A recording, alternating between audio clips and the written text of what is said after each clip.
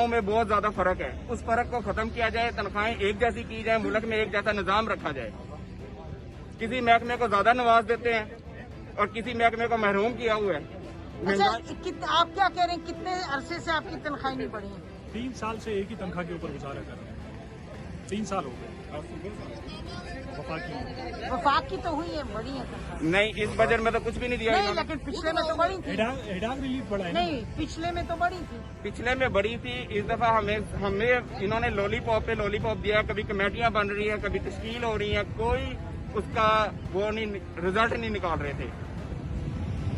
यानी कि कोई भी रिजल्ट नहीं सामने आ रहा था कमेटियों का भी कि कब तक इन्होंने नोटिफिकेशन करना है, कब तक ये अगले बजट के ऊपर लेके जा रहे हैं बात। ये पहली हुकूमत आई है जिसने ये सरकारी मुलाजमीन को इस बजट में दिया ही कुछ नहीं है और महंगाई जो उनकी 100% बढ़ा दी है। ये लोग कहाँ से गुजारा करें अपने अच्छा, घर? तो अब आप लोग ये जो सब यहाँ खड़े हैं, खड़े होने का मकसद क्या? अब आप ये क्या इधर ही खड़े रहेंगे, क्या करेंगे अब आप? ये खड़ा होना मकसद ही है ना। हमारे खिलाफ पुलिस भी तो खड़ी की है, वो किस मकसद के लिए खड़ी की है? वो तो इसलिए खड़ी है कि आप पार्लियामेंट के सामने जाके सब चीजें बंद। पार्लियामान के सामने तो 50 मरतबा कहेंगे। पुरअमन लोग कहीं पर भी जा सकते हैं।